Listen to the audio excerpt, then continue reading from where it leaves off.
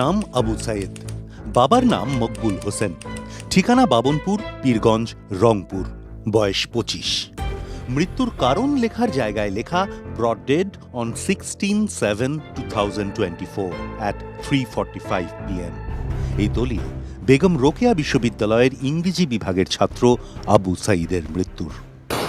16 জুলাই কোটা সংস্কারের দাবির আন্দোলনে রংপুর, ঢাকা এবং চট্টগ্রাম মিলিয়ে বাংলাদেশে যে 6 জনের মৃত্যু হয়েছিল, আবু সাইদ তাঁদেরই একজন।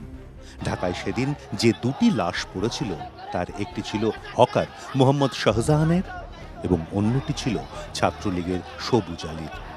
আর চট্টগ্রামের মৃতদের মধ্যে ছিলেন মোহাম্মদ ফারুক, ওয়াসিম আকরাম এবং ফয়জাল আহমেদ।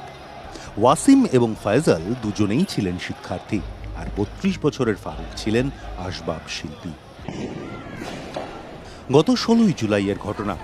কোটা সংরক্ষণ আন্দোলনে উত্তাল বাংলাদেশ। একদিকে ছাত্রলীগ এবং সংরক্ষণ বিরোধী আন্দোলনকারীদের মধ্যে দফায় দফায় সংঘর্ষ, আর অন্যদিকে পরিস্থিতি নিয়ন্ত্রণে চলছে পুলিশের গুলি। রংপুরের বেগম রোকেয়া বিশ্ববিদ্যালয়ের ফটকের সামনে তখন রণক্ষেত্র।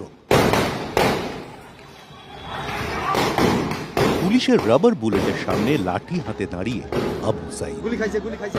বুক চিতিয়ে দাঁড়িয়ে থাকা ছেলেটা হঠাৎ বসে পড়লেন, আবার উঠে দাঁড়ানোর চেষ্টা। না, আর পারলেন না। রক্ত বুকে আবু সাইদ লুটিয়ে পড়লেন রাজপথে। বুলেটের ঠিকানায় লেখা হলো আবু সাইদের নাম।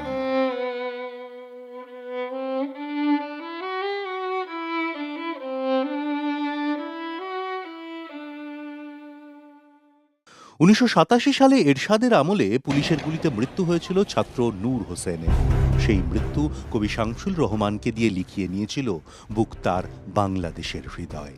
37 বছর পর সেই একই ঘটনার পুনরাবৃত্তি। আবু সাইদের মৃত্যু আবারও মনে করিয়ে দিল, শহরে টহলদার ঝাঁক ঝাঁক বন্দুকের সীসা আবু সাইদের বুক নয়, যেন বাংলাদেশের হৃদয়।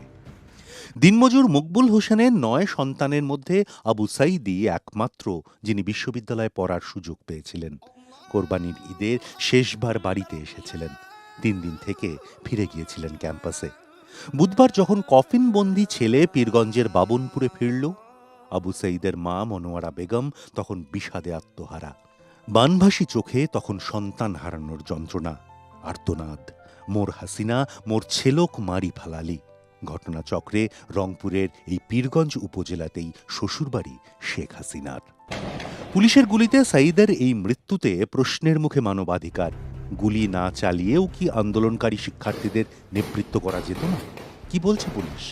বাংলাদেশের পুলিশ যে 3টি আইনি পথে তার কার্য প্রক্রিয়া চালায় সেগুলি হল 1861 সালের পুলিশ আইন, 1898 সালের ফৌজদারি কার্যবিধি এবং 1943 সালের পুলিশ রেগুলেশন অফ বেঙ্গল।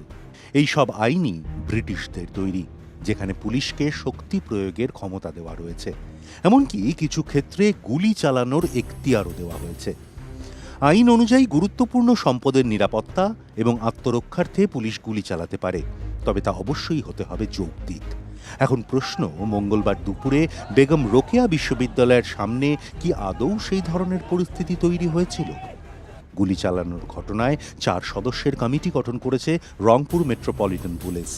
2 সপ্তাহের মধ্যে তদন্ত শেষ করে রিপোর্ট জমা দেবে এই কমিটি।